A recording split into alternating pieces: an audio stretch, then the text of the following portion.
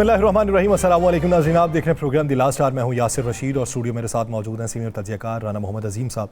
नाज़रीन, आज पाकिस्तानी तारीख़ का एक स्याह दिन है कि जिस दिन बलूचिस्तान के मुख्तलिफ़ अज़ला में अस्करियत पसंद, जो शद्दत पसंद हैं, जिन्हें पाकिस्तान में कलअदम करार दिया गया है, वो जो ख़ुद को बलोच नाराज़ रहनुमा कहते हैं, ये असल में नाराज़ रहनुमा नहीं है, ये तखरीब कारी के मास्टरमाइंड थे जिन्होंने बसों को रोका। सबसे ज़्यादा जो नुकसान हुआ वो मूसा खेल के इलाके में हुआ, और मूसा खेल ये एक ऐसा इलाका है जो पंजाब के करीब पड़ता है, यानी पंजाब की हदूद अगर बलूचिस्तान के साथ जो जाके मिलती हैं, ये उसके करीब तरीन इलाका है। वहाँ पर पश्तून जो हैं वो ज़्यादा बसते हैं। वहाँ पर गाड़ियों को रोका जाता है, गाड़ियों से अफराद को नीचे उतारा जाता है, उनके शनाख्ती कार्ड देखे जाते हैं, डोमिसाइल को देखने के बाद उन्हें मौत के घाट उतार दिया जाता है। और ये सिर्फ एक ही ज़िले में नहीं हुआ, इन्होंने सिर्फ आम शहरियों के ऊपर हमला नहीं किया, इन्होंने लेवीज़ की चेक पोस्टों के ऊपर हमला किया, पुलिस एहलकारों के ऊपर हमला किया, FC के ऊपर हमला किया, पाक फौज के जवानों को मारने की धमकियां दी गई हैं।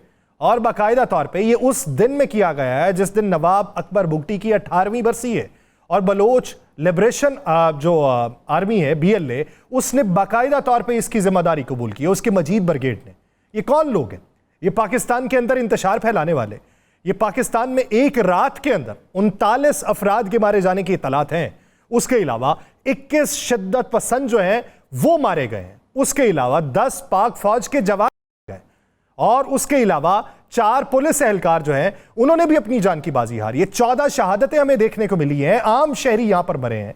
तो उसके बाद वफाकी हुकूमत और दीगर जो लोग हैं उन्हें इस वक्त क्या सोचना है, हमें किस समत को आगे बढ़ना है। पाकिस्तान में अगर दुश्मन जो है वो अपने पंजे गाड़ने की कोशिश कर रहा है तो हमारी तरजीहात क्या होनी चाहिए। बाकी सियासी मंजरनामे के ऊपर बात करेंगे, लेकिन बात का आगाज़ इसी इशू से करते हैं। राना साहब की तरफ बढ़ते हैं। अब कितना दर्दनाक दिन है आज का, और इस दिन अहद क्या होना चाहिए? बिस्मिल्लाहिर्रहमानिर्रहीम, अस्सलातु वस्सलामु अलैका या सय्यदी या रसूलल्लाह, अस्सलातु वस्सलामु अलैका या सय्यदी या हबीबल्लाह, ताजदार ख़त्म नबूवत जिंदाबाद जिंदाबाद। देखें, आपने उन्हें कोई भी नाम दिया, मैं उन्हें कहता हूँ वो पाकिस्तान क्या, वो इंसानियत के दुश्मन है, वो दहशत गर्द हैं। उनका एक ही नाम है, वो दहशत गर्द हैं। उनका कोई मज़हब नहीं, उनका कोई मुल्क नहीं, उनको गैर मुल्की एजेंसियाँ जो हैं वो उनको सपोर्ट करती हैं। ये नफ़रत पैदा करने की कोशिश की गई है। एक दिन में, एक सूबे के अंदर जो कुछ ये किया गया, इससे तो बिल्कुल वाज़ेह होता है कि अब हमारी हुकूमत को तमाम सियासी जमातों को बिठाना चाहिए, और बिठाकर आज कौमी असम्बली का इजलास होना इस पे चाहिए था। आज कौमी असम्बली के इजलास में बात ही सिर्फ ये होनी चाहिए थी कि जनाब आइए, सबसे पहले पाकिस्तान है, अपने सियासी इख्तलाफात को मिटाएं, अपनी ज़ाती रंजिशों को मिटाएं, और मिल बैठ कर इस पाकिस्तान के लिए करें। लेकिन क्या हुआ? आपने आज भी तारड़ साहब की गुफ्तगू सुनी, आज भी आपने मुख्तलिफ सियासी रहनुमाओं की गुफ्तगू सुनी। उनको तो सुबह से लेकर शाम तक सवाए इमरान खान और PTI के खिलाफ बोलने के अलावा उनके पास टास्क कोई नहीं है। आज के दिन तो अहद करना चाहिए, आज के दिन तो इस पाकिस्तान को बचाने के लिए, इस पाकिस्तान की सालमियत के लिए, इस पाकिस्तान के इस्तेहकाम के लिए ये सब कुछ करना चाहिए। आप समझते हैं ये कितनी बड़ी ज्यादती है? पहली ज्यादती है, बहुत ज्यादा ज्यादती है। कौन लोग हैं वो, कौन उनको सपोर्ट करते हैं, किस तरह अभी तक वो बचे हुए हैं? मैंने वज़ीर आला बलूचिस्तान की प्रेस कॉन्फ्रेंस पूरी सुनी, बिल्कुल ठीक उन्होंने कहा, ललकारा, लेकिन उन्होंने साथ ये भी कहा कि हाँ, हम अपने सियासी मुखालफिन से बैठ के हमें गुफ्तगू करनी चाहिए। तो ये होश के नाखून जो है यासिर साहब, ये हमारी वफाकी हुकूमत क्यों नहीं लेती? हम क्यों नहीं इकट्ठे करते सबको? कम से कम एक मामले पे तो इकट्ठे कर ले। एक मामले पे किस मुल्क से दहशत गर्दी का खात्मा करना है, अपने बलोचिस्तान को इन दहशत गर्दों से, KPK को इन दहशत गर्दों से, सिंध को इन दहशत गर्दों से, और पंजाब को, GB को, आज़ाद कश्मीर को, सबको इन दहशत गर्दों से आज़ाद करवाना है। आज तो बात ही सिर्फ इस पे होनी चाहिए थी। आपने पूरा इजलास देखा है ना जी, कितनी बात हुई है इस पे। आज भी तनकीद, आज भी एक दूसरे से लड़ाई, आज भी एक दूसरे पे फिक्रे कसना। क्या ये क्या रह गया है? ये इसलिए है, और दुश्मन फायदा उठाता है। दुश्मन देखता है कि मैं जब चाहूं, जिस वक्त चाहूं, जहां चाहूं हमला कर दूं। इसलिए कि आज का दिन उसने चुना भी क्यों? आज चेहलम भी है, और उन्हें पता था कि फोर्सेस मसरूफ़ भी हैं। आज उन्होंने पता था कि जनाब आज हर शख्स, हर फोर्सेस जो है वो दीगर मामलात पे जो है मसरूफ़ हैं। उन्होंने कहा चलें आज का फ़ायदा उठाते हैं, और एक ऐसी हमें चोट मारी कि जिसे कई रोज़ तक हम सोचेंगे ज़रूर, बल्कि इस कौम को सोचना पड़ेगा कि इन हुक्मरानों को मजबूर करना पड़ेगा कि हुक्मरान निकलें, या तो इक़्तिदार छोड़ दें, या इक़्तिदार को अगर बचाना है तो फिर तमाम सियासी मुखालिफिन को गले लगाएं और एक एजेंडा रखें, सबसे पहले पाकिस्तान। कोई और एजेंडा नहीं होना चाहिए, कोई और बात नहीं होनी चाहिए। जुबानें जो है ना, उनकी जुबानों को बिल्कुल ताला लगा दें, उन सियासी रहनुमाओं की जुबानों को, उन तर्जमानों की जुबानों को जो एक दूसरे पर तीर बसारती है, जो एक दूसरे के खिलाफ बातें करती हैं। जाओ जाके बात करनी है उन लोगों के खिलाफ करो जिनका आपको पता है कि ये कैंप कहाँ बने हैं, आपको पता है कि कौन सा मुल्क इनको माली सपोर्ट करता है, आपको पता है कि इनके पीछे कौन है, आपको पता है। चाहे जाके वो उन घरों में जहाँ पे ये लाशें गई हैं, उन घर वालों के जाके बयान तो सुने, वहां पर गुजरने वाली जो लम्हे वो तो देखें, वो शोहदा जिनके घरों में लाशें गई हैं उन शोहदा के घरों में जाके देखें, उन एफसी के जवानों के घरों में जाके देखें। इन दहशतगर्दों का तो गारी कोई नहीं है। हमने 20 मार दिए, 25 मार दिए, 40 मार दिए, नहीं, हमने इनको जड़ से खत्म करना है, हमने इनको एक एक को मारना है यासर, फिर जाके ये पाकिस्तान। लेकिन ये उस सूरत में होगा जब पाकिस्तान के अंदर सियासी इस्तेहकाम आएगा। क्या इस तरह की दहशतगर्दी में कोई हमारे साथ सरमायाकारी करेगा? हमें तो सबसे पहले सियासी इस्तेहकाम लाने के लिए सियासी जमातों को आपस के इख्तलाफात को छोड़ना होगा। ये एक दूसरे के साथ जो इख्तलाफात है उसे छोड़ना होगा। मैं आज अभी देख रहा था, ये मेरे पास वीडियो है, तो हम यहाँ में बैठ के बातें करते हैं। मुकाबला उस वक्त होगा जब कौम एक होगी, और इस कौम को एक करने के लिए की जिम्मेदारी सिर्फ फौज के पास नहीं है, इसकी जिम्मेदारी सिर्फ हसासदारों के पास नहीं है। ये सियासतदान, मैं फिर कहाँ का कि किस लिए यहाँ पे बैठे हैं? सियासतदानों ने अपनी मकबूलियत का अंदाज़ा इस बात से लगा लिया होगा कि आपने वो वीडियो शायद देखी है सर कि काफ़िला गुजर रहा है, तो वो काफ़िले में कुर्बो जवार के जो लोग हैं वो ऐसे सरफे नज़र कर रहे हैं कि जैसे उन्हें मालूम ही ना हो कि शख्स मसनद इक़्तिदार की कौन सी कुर्सी के ऊपर बैठा रहा है, कितने साल बैठा रहा है, और अब ये क्या बयानी अपनाता है। उन्हें इससे कोई गरज नहीं है, तो इससे कोई अंदाज़ा नहीं होता। कोई अंदाज़ा तो उन्हें हो चुका है जब लोगों को आप आवाज़ें दे के कहते हैं, देखिए ना आपने वो भी फुटेज जी, तो ये तो सारा हो चुका है। लेकिन मैं आज सियासी बात ही नहीं करना चाहता। मैं तो आज ये बात करना चाहता हूं कि आज वक्त का तकाजा ये है कि एक हो जाओ, छोड़ दो सुबह से लेकर रात तक इमरान खान के खिलाफ गर्दान गांगना छोड़ दो, अपने ज़हन से निकाल दो ये बात। वो भी इस पाकिस्तान की बात कर रहा है, जो पाकिस्तान की बात कर रहा है, इकट्ठा करो उन्हें, मिलकर एक जंग लड़ो। फिर मैं देखता हूं कौन दहशतगर्द रहता है, मैं देखता हूं कौन सहूलत कर रहता है, मैं देखता हूं कौन फिर मेरे मुल्क के जवानों को शहीद करता है, मेरे मुल्क के सिपाहियों पे हमले करते हैं। मैं देखूंगा किसकी जुर्रत के फौज को धमकियां दे, किसकी जुर्रत के पुलिस के जवानों को धमकियां दे, बसों से उतारना। ये पहला वाकया नहीं है, ये हमारी हुकूमतों की नहली है, हमारी आपस में तफरका बंदी है, हमारी आपस में इख्तलाफात की वजह से है। हम सिर्फ एक दूसरे को पकड़ते एक दूसरे के खिलाफ आंख मचोली खेलते रहते हैं। जिन पर असल तवज्जो देनी चाहिए, जिनको असल पकाना चाहिए, जिनको असल कैफरे किरदार तक पहुंचाना चाहिए, उस पर हुकूमत का ध्यान ही नहीं।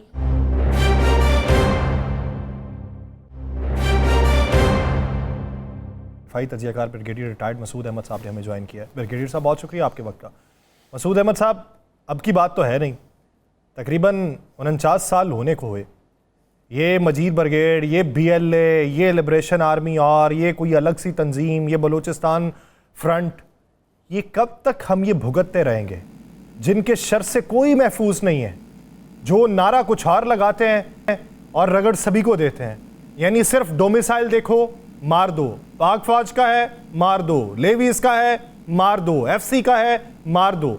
यानी ये सोच शिद्दत पसंदी वाली, इसको हम खत्म क्यों ना कर पाए? जी हाँ, देखिए बहुत शुक्रिया। एक तो ये है कि आपका दुश्मन नहीं चाहता है, आपका दुश्मन चाहता है कि आपके पाकिस्तान में, बलूचिस्तान में तामीर और तरक्की ना हो। वहाँ वो चाहता है इसको डिस्टेबलाइज कर सके और उसके लिए बहुत सारे हरबे इस्तेमाल कर रहा है। 1947 से हमने देखा है अफगानिस्तान ने हमारे साथ कोई हमने अच्छाई अफगानिस्तान से नहीं देखी। सिमिलरली हमें इंडिया ने भी बिल्कुल अफगानिस्तान की सरजमीन यूज किया और दोनों ने मिलकर पाकिस्तान को नुकसान पहुंचाने की कोशिश की। और अब बलूचिस्तान में जिस तरीके से डेवलपमेंट्स हो रही हैं और वहाँ पे माइंस एंड मिनरल है, उसकी लोकेशन स्ट्रेटेजिक है, सेंट्रल एशियन रिपब्लिक्स के लिए शॉर्टेस्ट रूट है, चाइना के लिए रूट शॉर्ट बन गया है, गवादर की डेवलपमेंट हो रही है। और देखें गवादर की जो पोर्ट है उसकी बड़ी इंपॉर्टेंस है, स्टेट ऑफ हॉर्मुज साथ ही है। इंडिया ये भी समझता है उनके सी लाइंस ऑफ कम्युनिकेशन चाइनीज की वजह से वो थ्रेटन है और पाकिस्तान को एक और पोर्ट की यहाँ पे फैसिलिटी मिल गई है। तो फिर देखें इंटरनेशनली हम देखें तो बहुत सारे ऐसे जो ग्रुप्स हैं, ममालिक हैं, वो चाइना को कंटेन करना चाहते हैं। जहाँ जहाँ चाइना है सो देयरफॉर ये सारे मिल के उनकी कोशिश है कि बलूचिस्तान को डिस्टेबलाइज किया जाए और उसके लिए प्रॉक्सीज का इस्तेमाल किया जाता है। और प्रॉक्सीज देखें ये प्रॉक्सीज आज की नहीं है, कल की नहीं है, ये काफी अरसे से इनकी प्रेजेंस थी, चाहे वो BLF थी और इसका एक पुराना बलूचिस्तान पीपल्स लिबरेशन फ्रंट के नाम से बनी थी, लेकिन ये बाद में फिर मिलिटेंसी पे आ गई। BLA 2000 के करीब बनी है और जिसमें देखें मुफ्तीस और मरी जो लीडरशिप थे वो इसमें शामिल थे। और फिर ये इंडिया ने 2000 जब अशरफ गनी और करज़ई की हुकूमत थी उस 20 साल में आफ्टर 9/11 इन्होंने इस तंजीम का ब्रास बनाया और जिसमें बलोच राजी अजोय संगड़ इनको मिलाया और इनका जो ऑब्जेक्टिव था कि बलूचिस्तान को डिस्टेबलाइज करना है, कराची में अटैक करना है। और इसके अलावा देखें बाद में 2020 में कंसोर्शियम बनाया, उसमें TTP भी शामिल हो गई थी। और हमने रिसेंटली देखा कि इनके आपस में जो ताल्लुकात थे, जब नसरुल्लाह बलूचिस्तान से पकड़ा गया तो उसको फैसिलिटेट करने वाले BLA वाले थे। और ये प्रॉक्सीज है। और देखें अब वो ब्रिगेडियर साहब ये सारी पाकिस्तान के सियासतदानों को भी पता है, सहाफ़ियों को भी पता है जो आप बता रहे हैं। क्या ये पाकिस्तान आर्मी की सिर्फ जिम्मेदारी है? ये जो हुकूमतें होती हैं, ये जो हुकूमतें बनती हैं, ये जो सियासतदान बैठे हैं, आज भी पार्लियामेंट के इजलास में सिर्फ एक दफ़ा या 2 दफ़ा इसका जिक्र हुआ, आज तो इजलास भी इसमें होना चाहिए था। क्या पूरी सारी सियासी जमातें एक नहीं हो सकती इस मामले पे? ये सिर्फ आर्मी पे छोड़ के बैठे हो? राणा साहब आपसे मैं बिल्कुल इत्तेफाक करता हूँ। देखें कि ऑनरशिप लेने की बात है और अनफॉर्चुनेटली जिस तरह आपने कहा इसी तरह कैसे है, वो समझते हैं कि फौज की जिम्मेदारी है तो फौज ही करे। देखें फौज की जिम्मेदारी तो बॉर्डर्स की है। जी अनफॉर्चुनेटली देखें कि बलूचिस्तान में आपने राणा साहब आपको पता होगा किसी जमाने आगाज हुकूक बलूचिस्तान भी हुआ, खुशहाल बलूचिस्तान भी हुआ, अनग्राउंड इम्प्लीमेंटेशन की लेके वहाँ पे मैंने बलूचिस्तान में बड़ी नौकरी की, मैं 12 साल वहाँ पे रहा हूँ, तो मेरे ख्याल में वो इम्प्लीमेंट हमने कर सके, तो देयरफॉर हमने अपॉर्चुनिटी भी दी। तो मेरा ख्याल में और अज़्म इस्तेहकाम का जब कंसेप्ट आया था ना, देखें ना कि उसको ओवरऑल आप उसमें देखें तो उसमें यही कोशिश की गई थी कि फौज अपना काम करेगी, इंटेलिजेंस बेस्ड ऑपरेशन करेगी और वो जो ऑलरेडी कर रही उसी में तेजी लेके आएगी। लेकिन इसके साथ साथ इस बात की तवक्को की गई थी कि गई है कि जी गवर्नमेंट ऑफ पाकिस्तान और प्रोविंशियल गवर्नमेंट्स अपनी जिम्मेदारियां निभाएं और देखें सोशो इकोनॉमिक डेवलपमेंट होनी चाहिए। अगर जो डेवलपमेंट का पैसा है तो फाटा ईस्ट वाइल फाटा में लगना चाहिए, बलूचिस्तान में लगना चाहिए। सोशो इकोनॉमिक डेवलपमेंट नजर आना चाहिए लोगों के लिए, जहाँ पे उनकी महरूमियाँ एड्रेस होने चाहिए। और फिर देखिए कैपेसिटी बिल्डिंग होनी चाहिए। पुलिस है, लेवीज हैं, फासादार हैं, इनके पास वेपन्स और इक्विपमेंट नहीं है। हम बात करते थे खैबर पख्तूनख्वा में 537 के करीब पुलिस CTD का स्ट्रेंथ है, तो वो कैसे टेररिस्ट से लड़ सकती हैं? तो वो रिक्वायरमेंट है। फिर एक और रिक्वायरमेंट है, रोबस्ट जुडिशरी भी होनी चाहिए ताकि वो जो केसेस पेंडिंग है वो एड्रेस हो, कोर्ट्स ज्यादा बने, जजेस हों। तो ये सारे एक बहुत सारी चीजें हैं जिन सब ने साइमल्टेनियस करना है। लेकिन main stakeholder government of Pakistan है जिन्होंने एक्शन लेना है। जिस तरीके से आज के वाकयात रूनामा हो गए, ये एकदम नहीं हुए। जिस तरीके से देखें कि सिचुएशन डेवलप बिल्ड की गई, जिस तरह मारंग ने इसको एक एक्टिविटी जनरेट की, हैंडलर्स के कहने पे एक मार्च उसने किया, फिर गवादर में सिट इन किया, फिर एक शोशा छोड़ा मिसिंग पर्सन जो एक्चुअली अनग्राउंड ऐसी कहानी नहीं थी, लेकिन इस तरह कहा गया जिस तरह उनके हैंडलर्स की थी, और ये प्लानिंग करके जो आज की सिचुएशन है, देखे एक फ्रस्ट्रेशन भी नजर आती है क्योंकि सिक्योरिटी फोर्सेस से वो मुकाबला कर नहीं पा रहे हैं। सो देयरफॉर इनोसेंट लोग जो थे, मजदूर लोग थे, जिनकी शहादत हुई, चाहे वो मुसाखेल में हुई या बोलान में हुई, तो ये उनकी फ्रस्ट्रेशन शो करती है। लेकिन देखें, अफवाज पाकिस्तान का और का अज़म है कि दहशतगर्दी जहां कहीं भी होगी, चाहे वो खैबर पख्तूनख्वा है, पंजाब है, सिंध है, बलूचिस्तान है, उसके एलिमिनेशन के लिए हर मुमकिन जो स्टेप्स है वो लिए जाएंगे। लेकिन उसके लिए एक तो कौम को साथ खड़ा होना होगा और दूसरा गवर्नमेंट ऑफ पाकिस्तान को ऑनरशिप लेनी होगी। ब्रिगेडियर साहब, इस वक्त आप क्या समझते हैं कि ये सिर्फ मासूम शहरियों के ऊपर हमला नहीं है? गवादर में जो जेवनी का इलाका है, सेंटर, वहाँ पे पुलिस स्टेशन है, वहाँ पे भी कल रात उन्होंने हमला किया। मकरान पुलिस के नुमाइंदे हैं, वो ये इसको कंफर्म भी करते हैं कि बाहर 3 गाड़ियाँ थीं, 2 पुलिस वालों की थी, एक किसी की तहवील में ली हुई थी, वो तीनों जला दी और वहाँ से थाने से असलहा तक वो ले गए। तो ये उन्होंने फ्रंट सिर्फ एक नहीं खोला, 3-4 खोले हैं। तो इसके पीछे के मकासद उनके हैं क्या? देखें जी, इसका मकासद ये होता है जब पीछे से प्लानिंग हैंडलर्स करते हैं। इसमें देखें, इसमें तो हमें दो राय नहीं है कि कहाँ से आ रहे हैं और कहाँ से इनको सपोर्ट मिल रही है। तो मेरा ख्याल में कि जो अभी जो एक टाइम आया है कि हमें वो एक्शन लेना चाहिए, और स्पेशली जो लोग जिनके बदौलत हम इस स्टेज पे पहुंचे हैं, स्पेशली देखें कि मारंग बलोच जो उसके जो फैसिलिटेटर्स थे जिन्होंने ये सिचुएशन बिल्ड की, मेरा ख्याल में अब वक्त आया है उनके खिलाफ एक्शन होना चाहिए, कानूनी कार्रवाई होनी चाहिए, FIR लॉन्च होनी चाहिए। ब्रिगेडियर साहब, बिल्कुल आप दुरुस्त कहते हैं, सारा कुछ होना चाहिए, ये सबकी ख्वाहिश है, और यही इस वतन के बचाव के लिए एक तरीका है। सियासी जमातों को इसमें क्या किरदार अदा करना होगा, और सियासी जमातों के किरदार के लिए अगर हुकूमत अपना मुस्बत किरदार अदा नहीं करती, मैं फिर वही सवाल अदा कर रहा हूँ, तो फिर सहूलतकार क्या उन्हें भी गिना जाएगा जो इसमें शामिल नहीं होंगे इस पूरे इस प्रोसीजर में? बिल्कुल राना साहब सही कहते हैं। देखिए, ये नेशनल इंटरेस्ट की बात है। एक आपके सूबे पे एक बैरूनी हमला आवर हो रहे हैं, प्रॉक्सीज इस्तेमाल कर रहे हैं, उसमें एक नहीं बहुत सारे हॉस्टाइल एजेंसी शामिल है, बिकॉज चाइना वहां पे है, तो आप समझते हैं कि कौन कौन इसमें है। लेकिन एक ऑल पार्टीज कॉन्फ्रेंस इसमें यकीनन होनी चाहिए और कंसेंसस डेवलप करनी चाहिए। और लेकिन ये ऐसा ना हो कि अब माजी में भी हमने बहुत सारे फैसले किए हैं, जिस तरह मैं बात कर रहा था, आगाज हुकूक बलूचिस्तान हुआ, कुछ अर्से बाद वो भी खत्म हुआ, खुशहाल बलूचिस्तान की बात हुई, वो भी खत्म हुआ। तो लेकिन मेरा ख्याल में एक अज़म का इजहार होना चाहिए, जिस तरीके से अज़म इस्तेहकाम की बात की गई थी जब एपेक्स कमेटी की नेशनल एक्शन प्रोग्राम की बात हुई है, तो सब मिल के बैठ के खास तौर पर बलोच नेशनलिस्ट लीडर्स जो हैं उनको भी ऑन बोर्ड रखें, उनको भी साथ बिठाएं और बैठ के एक लाहे अमल तय करें कि जी हमने अभी किस तरफ जाना है। लेकिन ये बातचीत किसी BLA से नहीं होगी, BLF से नहीं होगी। हाँ, अलबत्ता जो सरेंडर करके आते हैं दे आर वेलकम, उनसे बातचीत नहीं होगी। बलूचिस्तान के जो नेशनलिस्ट लीडर्स हैं उनसे बातचीत हो सकती है। बलूचिस्तान में मैंने 12 साल सर्व किया है, बलूचिस्तान के अवाम बहुत मुहिब वतन है।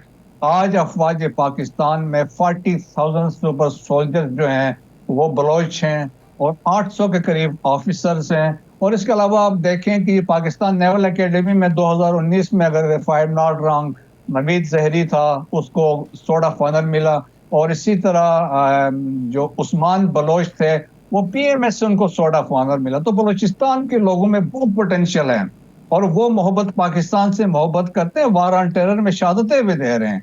ये चंद लोग हैं जो दुश्मन के प्रॉक्सीज के तौर पे काम कर रहे हैं पाकिस्तान को डिस्टेबलाइज करने के लिए। बहुत शुक्रिया ब्रिगेडियर रिटायर्ड मसूद इस हवाले से अपना वक्त देने के लिए। नाज़रीन, दीगर इश्यूज़ पे बात करेंगे एक शॉर्ट ब्रेक के बाद, कहीं नहीं जाएगा। Stay with us.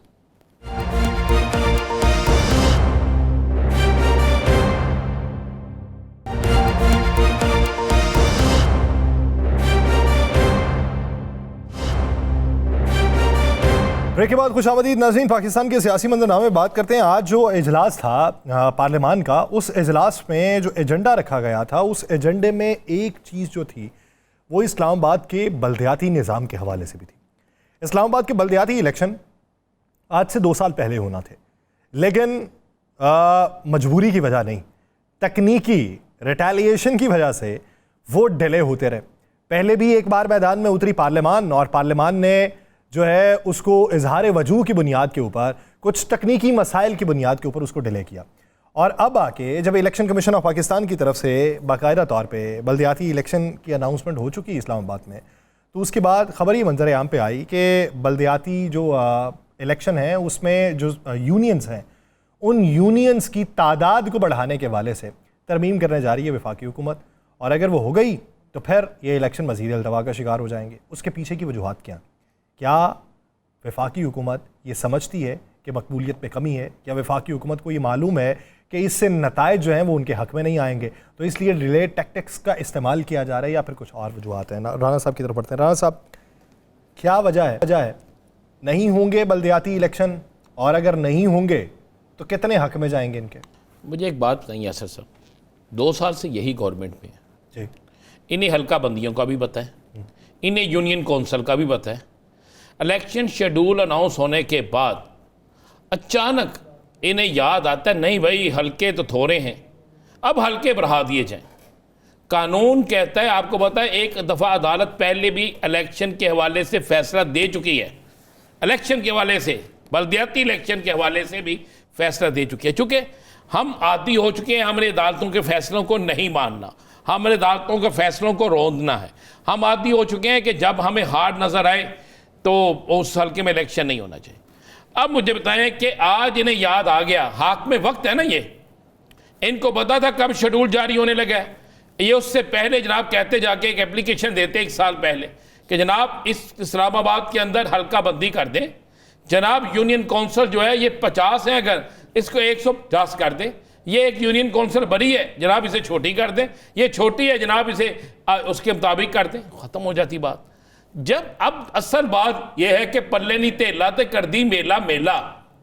असल बात यह है कि पल्ले इनके है कुछ नहीं, किस बुनियाद पर ये इलेक्शन लड़ेंगे? क्या इन्होंने अवाम को बिजली सस्ती दी? गैस ये महंगी कर रहे हैं और महंगी हो जाएगी। अवाम को रोटी सस्ती नहीं दी, बिजली सस्ती नहीं दी, बेरोजगारी में इजाफा कर दिया, हर चीज महंगी कर दी, इलाज महंगा कर दिया, जीना महंगा कर दिया, मरना महंगा कर दिया। तो वोट किसने देना था इनको? आप बता देना, वोट देना किसने था? आपको नहीं पता इनका आलम तो ये है। आपने, हम तो नहीं चला सकते क्योंकि टीवी का अच्छा नहीं लगता, लेकिन आपने सोशल मीडिया पे देखा नहीं कि इनके लीडरों के साथ क्या क्या, कहां पे क्या क्या होता रहा। जहां तस्वीर लगती थी लोग क्या करते थे इस्लामाबाद के अंदर। अब तो इन्हें याद आ गया, कर लेंगे। असल बात यह है कि जनाब यासर साहब के इनके पल्ले कुछ नहीं है।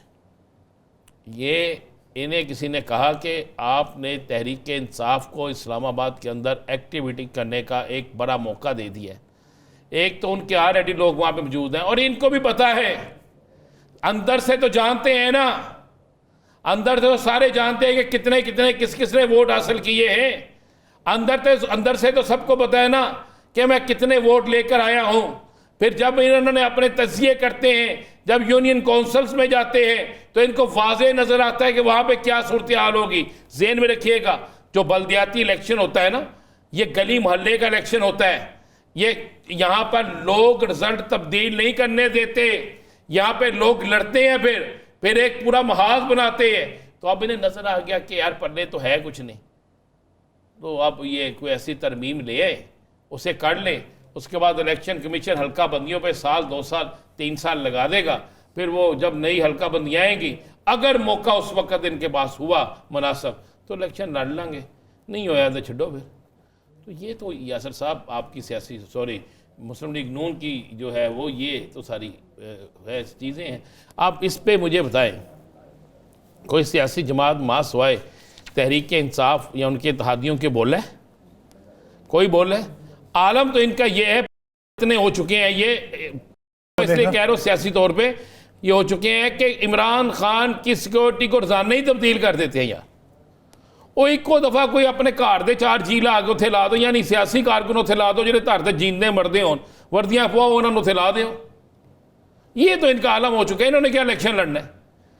मियाँ नवाज शरीफ साहब ने आज से आपको याद है ना कितनी देर पहले कहा था कन्वेंशन करने का? कन्वेंशन हो रहा है कहीं किसी जगह मुस्लिम लीग नून का आपको जलसा नजर आ रहा है?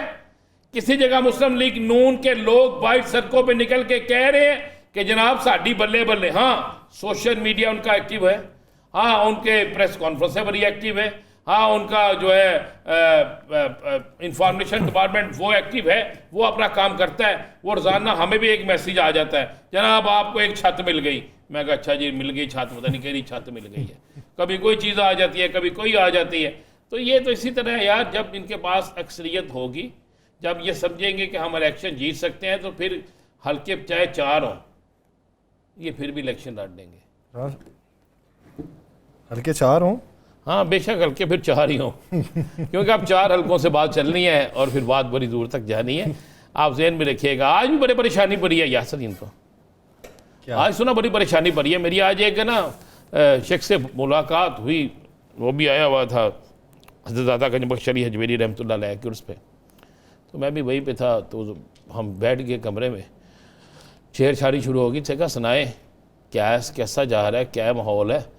उन्होंने कहा माहौल क्या होना राना अज़ीम, हल्के में जाते हैं पल्ले कुछ नहीं है। क़यादत जो है हम उन्हें कहते हैं आए हमारे हल्के में, क़यादत कहती है की लेन आइए, कुछ कर लेंगे फिर आएंगे। तो मैं कहा कब की भी कुछ कर लेंगे? कहता हमने क्या करना है। और यासर हालत ये थी आज इन लोगों के हालात देखें। इनके अपने एमएनए था, वो चीख रहा था, मुझे कह रहा था मैं राना अज़ीम बाइक गंदे पानी से निकल के आया हूँ, अब पाँव धोए दोबारा वज़ू करूँगा। और अच्छा हम भी वहीं से गुजर के गए, पानी खरा था, बारिश हुई थी, सबको पता है चेलम भी है हज़रत इमाम हुसैन का, हज़रत दादा अली अजमेरी उर्स भी मुबारक भी है, लेकिन पानी खरा है। वासा भी गायब, शुएब भी गायब है। और मैंने तो सोचा शुएब को, मैंने बड़ा वहाँ से 5-6 लोगों से पूछा, मैं कहा शुएब सब देखे जे किधर थे? उन्होंने कहा जी नहीं देखे। खुदा की कसम फुटी जाए मेरे पास, लोग पानी से गुजर के गए हैं, गंदे पानी से, और शुएब साहब नहीं थे। इस पर मजीद बात करते हैं। राना साहब तहरीक इंसाफ के रहनुमा नईम हैदर पंजोथा साहब हमें ज्वाइन कर चुके हैं। नईम हैदर साहब बहुत शुक्रिया आपके वक्त का। पंजोथा साहब बात हुई कि लाहौर का जलसा जो है वो नहीं किया जाएगा, तमाम तर तवज्जो जो है वो इस्लामाबाद के जलसे के ऊपर मरकूज़ रखी जाएगी। बसरा साहब ने भी आके ऐलान किया इसका, लेकिन कुछ लोग कहते हैं कि यहाँ पे इंतजामात मुकम्मल नहीं थे जिसकी वजह से ये मनसूख किया है और तवज्जो जो है वो इस्लामाबाद की तरफ मरकूज़ कर ली। बहुत शुक्रिया, बड़ी नवाजिश आपने मौका दिया। पहली बात तो यह कि 27 तारीख के लिए हमने लाहौर हाई कोर्ट से रजू किया हुआ था, जो कि हमें जगह भी नहीं दी गई और उसकी परमिशन नहीं हमें मिली कि इस जगह के ऊपर आप कर लें, नंबर 1, जिसकी वजह से एक गैर यकीनी सूरत हाल थी, क्योंकि हम तो कानून और आइन को मानने वाले हैं, हम तो नहीं कानून को हाथ में लेने वाले। इसलिए हमने कहा कि उसको मुलतवी करके, क्योंकि हमें NOC जो है इस्लामाबाद में जलसे के हवाले से मिली हुई है 8 तारीख की, तो लिहाजा होगा। नहीं पंजोता साहब माजरत से, NOC तो आपने हमेशा ही ली है और NOC से एक दिन पहले या 1 घंटा पहले या 4 घंटे पहले NOC कैंसिल भी हो जाती है। इस दफ़ा क्या सूरत रहेगी? अच्छा, मैं ना उसमें इंटरेस्टिंग आपने बात, बड़ा अच्छा सवाल किया है और उसका जवाब भी दूंगा, और दूसरा जो इन्होंने बात की है, भाई ने मेरे सवाल किया है, मैं वो भी दूंगा। देखें, जो ये बात कर रहे हैं ना कि जनाब इनके पास लोग नहीं थे या ये कर नहीं सकते थे, तो जिसकी वजह से मुलतवी किया गया। हमने जलसा जो है रखा और जलसे की NOC जिस तरह कैंसिल की गई और जिस तरह पूरा पाकिस्तान फिर बंद किया गया, अगर हमारे पास लोग ना होते या हमारा दिल ना होता तो मोटरवे कभी बंद ना होती। आपने जिंदगी में देखा हो कि मोटरवे बंद की गई हो? नहीं। GT रोड बंद, हर रोड बंद, और हर घर में छापे लग रहे थे, गिरफ्तारियां हो रही थी, सारा कुछ हो रहा था, जैसे बड़ा कोई इंडिया ने हमला कर दिया। क्यों फिर NOC कैंसिल करनी पड़ी? क्यों से ये सारा करना पड़ा? इसी वजह से, क्योंकि पता था कि आवाम का समंदर जो है वो इस्लामाबाद आ रहा है और ये कंट्रोल नहीं हो पाएगा। तो इस वजह से सुबह 7 बजे फिर दरवाजा भी खोलना पड़ा। हालांकि वकला की मुलाकात पे भी पाबंदी थी, आम सियासी लोग जो है वो जाते थे, कहते पॉलिटिकल बात नहीं हो सकती, लेकिन फिर दरवाजा खोलना पड़ा कि खुदारा जो है उसको थोड़ा सा मुलतवी कीजिए। और खान साहब ने इस चीज को देखते हुए कि एक तो मजहबी जमातें आई हुई हैं और दूसरे नंबर पर 9 मई का दोबारा जो है इंसिडेंट दोबारा हमारे ऊपर मलबा डाल दी जाए, क्योंकि खान साहब कानून को मानने वाले हैं और उन्होंने एक दफा फिर मैसेज दिया कि हम पुरअमन जमात।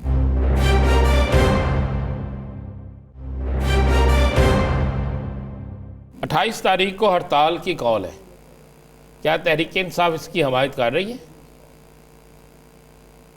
देखें 28 तारीख को कोई भी ऐसी कॉल जो आवाम के लिए हो, जो महंगाई के खिलाफ हो, जो मुल्क के अंदर जुल्म किया जा रहा है उसके खिलाफ हो, तो बिल्कुल उसको तहरीक इंसाफ सपोर्ट करती है।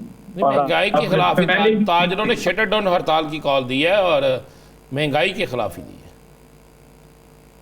देखें बिल्कुल जी, अब देखें यूटिलिटी स्टोर वाले आए, आपने देखा होगा कि पाकिस्तान तहरीक इंसाफ मुख्तलिफ रहनुमाओं ने मुख्तलिफ जगहों के ऊपर ट्वीट्स भी किए, बात भी की, हम सब ने बात की कि 16-17 मुलाजमीन को आप जो है वो बेरोजगार कर रहे हैं, उनको नौकरियां कौन देगा?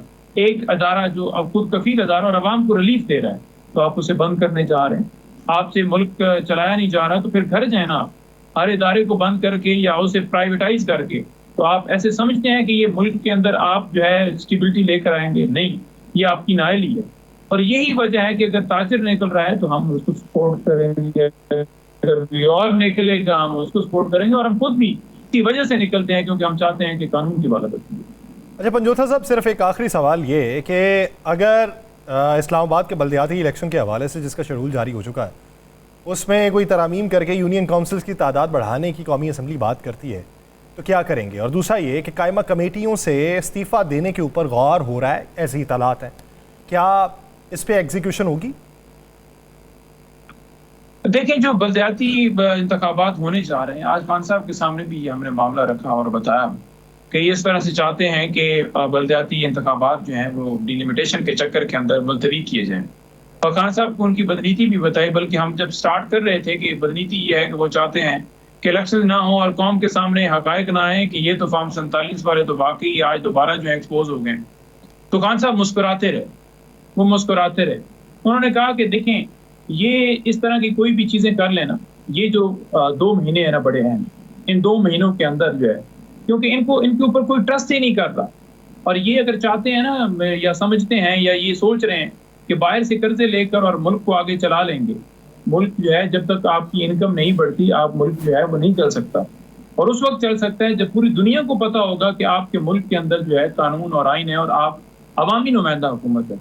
जब नाजायज तरीके से लोग बिठाए जाएंगे, एक ऐसी हुकूमत होगी जिसके पास मैंडेट ही नहीं है अवाम का, उसके घर वाले जो है वो ट्रस्ट नहीं करेंगे, तो बाहर से दुनिया ने क्या ट्रस्ट करना है?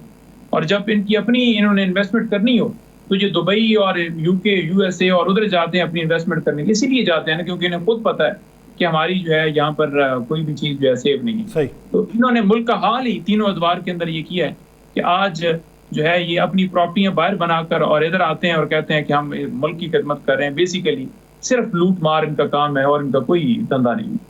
इनका लूट मार काम है और कोई काम नहीं है, और जिद्दोजहद आपकी जारी हो सारी रहेगी। बहुत शुक्रिया रहीम हैदर पंजोथा साहब अपना वक्त देने के लिए। नाज़रीन, शर्मिला फारूकी साहब ने हमें ज्वाइन किया। शर्मिला फारूकी साहब, बहुत शुक्रिया आपके वक्त का। शर्मिला फारूकी साहब, मालूम ये पड़ा कि पाकिस्तान मुस्लिम लीग नून और पाकिस्तान पीपल्स पार्टी के माबैन पावर शेयरिंग का मामला जो है वो तय पा गया।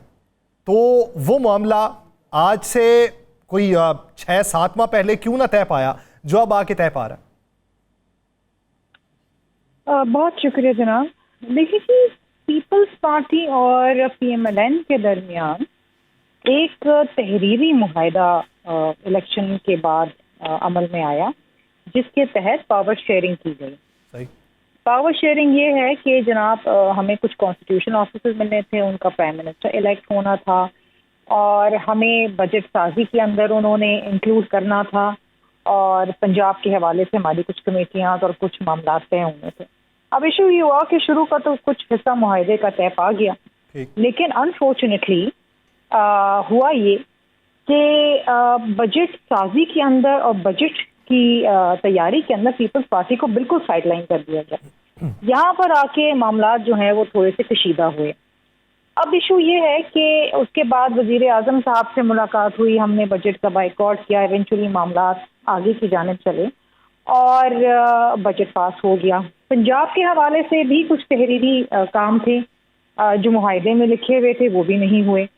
अब जाके जब मुलाकात हुई चेयरमैन बिलावल भुट्टो जरदारी साहब की, तो उसमें मामला आगे चले। फिर गवर्नर हाउस के अंदर हमारी पंजाब की कमेटीज की मुलाकात हुई और अगैन मामला में कुछ पेशरफ्त आई। तो देखिए, जब आप कोalition में होते हैं, इत्तेहादी होते हैं, तो बहुत सारे ऐसी चीज़ें होती हैं कि आप एक दूसरे के साथ मुशावरत के साथ चलते हैं। और हमने जहाँ तक पीपल्स पार्टी का तर्क देखें, हमें वजारतें तो चाहिए नहीं, ना हमें उनकी ख्वाहिश है, क्योंकि अगर वो होती तो वो तो हम बहुत पहले ले चुके होते। तो बाकी जो मामलात हैं जो कि अवाम के मसाइल के हल के हवाले से हैं, बिलखुसूस पंजाब के अवाम के हल के हवाले से हैं, चीज़ें हैं, उसके ऊपर जो है मामलात आगे उसमें पेश। शर्मिला फारूकी साहब वो तो क्लेम करते हैं कि हम ये पंजाब का सूबा बकिया सारे सूबों से अच्छा चला रहे हैं और तेज़ चला रहे हैं। माजी में तो ऐसे इकदाम पंजाब में उठाए ही नहीं गए जो हमने उठाए। नहीं, मैं पंजाब की गवर्नमेंट की परफॉर्मेंस के हवाले से तो बिल्कुल हरगिज़ बात नहीं कर रही। मैं तो बात ये कर रही हूँ कि कुछ मामलात के अंदर पंजाब में कमेटियाँ और जो डेवलपमेंट स्कीम्स हैं उसके हवाले से पीपल्स पार्टी के साथ मशावरत के साथ आगे चलना था। मैं तो अभी उनकी परफॉर्मेंस पे नहीं बात कर रही हूँ। That was not our agenda. अच्छा, आप कहती हैं कि एक बाकायदा तौर पे मुआहिदा हुआ, क्या उस मुआहिदे के अंदर गवर्नरशिप जो है सिंध की वो एमकेएम को देने की बात थी, या उसमें वो पाकिस्तान पीपल्स पार्टी की सवाब दी थी कि वो जिसको मर्जी दे दे? देखिए, जहाँ तक मेरी इत्तला है तो सिंध का गवर्नर पीएमएलएन की ख्वाहिश पे और उनकी मर्जी का होना था। अब वो कब लगाते हैं नहीं लगाते ये उनके मामलात हैं, ये आप पीएमएलएन के किसी नुमाइंदे से पूछ सकते हैं। यानी अभी जो एमकेएम के हैं वो आपकी मर्जी से हैं? नहीं, एमकेएम की हमारी मर्जी से क्यों होंगी जी? ये वो फिर किसकी मर्जी से है अगर वो पीएमएलएन की मर्जी के भी नहीं है, आपकी मर्जी के भी नहीं है? देखिए जी, पीएमएलएन की मर्जी हो ना हो, मुझे नहीं पता कि जब कमरान तिसोरी साहब की तैनाती हुई तो उस वक्त कौन सदर थे। उस वक्त आई थिंक गालिबन आरिफ अली सदर थे, तो प्रॉब्ली ये कुछ पीटीआई और उनके दरमियान कुछ हुआ होगा। I am not privy to that. ठीक। अच्छा, ये बताइए कि अभी जो मौलाना साहब से मुलाकात हुई है जरदारी साहब की, उस मुलाकात में किसी आईनी तरमीम के हवाले से भी हिमायत मांगी गई है? महमूद खान अचकजई साहब तो कहते हैं कि ये 2/3 अक्सरियत की हिमायत है। देखिए जी, सियासी माहौल के अंदर अपोजिशन को साथ लेके चलना ये बहुत अहम होता है किसी भी जमात के लिए, और बिलखुसूस जब पार्लियामान में इतनी ज़्यादा पोलराइजेशन हो तो अच्छी बात है कि सबको एतमाद में लेके चलें। एक तो बिल्कुल ये सियासी मुलाकात थी, दूसरी आई एम श्योर बहुत सारी चीज़ें डिस्कशन के अंदर आई होंगी। मौलाना साहब पहले भी हमारे हिमायती रहे हैं और आइंदा भी होपफुली हिमायती रहेंगे। तो अपोजिशन में मुलाकात का दायरा जो है वो सिर्फ मौलाना तक ही बढ़ाया गया है, या दायरा वसी होता हुआ महमूद खान अचकजई और पाकिस्तान तहरीक इंसाफ तक भी जाएगा? You never know. Mahmood Khan Achakzai बहुत ही काबिल एहतराम है। सियासी मुलाकातें तो सियासी जमातों से होनी चाहिए। पीटीआई के साथ जो है मुझे फिलहाल होती हुई नजर नहीं आती, क्योंकि वो खुद सियासी जमातों के साथ नहीं बैठना चाहते हैं, वो तो एस्टैब्लिशमेंट के साथ बैठना चाहते हैं। अच्छा, सिंध के हवाले से बहुत से रूमर्स फैल रहे हैं। ये तब भी थे जब हुकूमत बन रही थी, और ये अब फिर से जन्म ले रहे हैं। अब इसको हवा कौन दे रहा है? इत्तेहादी दे रहे हैं या मुखालिफिन दे रहे हैं, ये तो मालूम नहीं। कहा जा रहा है कि वज़ीर आला की तब्दीली भी हो सकती है, शर्जील मेमन साहब या नासिर शाह साहब वो भी उम्मीदवार हो सकते हैं। क्योंकि जहाँ तक मेरी इत्तला है तो वज़ीर आला सिंध की कोई तब्दीली नहीं है, और मुस्तकबिल करीब में ऐसा मुमकिनात में से भी नहीं। देखिए, अब मैं साल 2 साल 3 साल की बात तो नहीं कर सकती, लेकिन मुझे तो वज़ीर आला 1 साल की बात तो हो ही सकती है ना?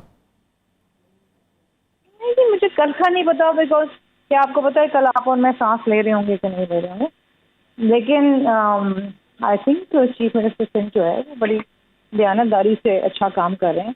पिछले 5 साल भी उन्होंने काम किया, अब भी कर रहे हैं, तो ऐसी कोई चीज़ नहीं है। बहुत शुक्रिया शर्मिला साहिबा इस हवाले से अपना वक्त देने के लिए। नाज़रीन, प्रोग्राम का वक्त खत्म हो जाता है, मुझे और राना साहब को दीजिए इजाज़त। अपना बहुत सा ख्याल रखिएगा। मुलाकात होगी कल। अल्लाह निगहबान।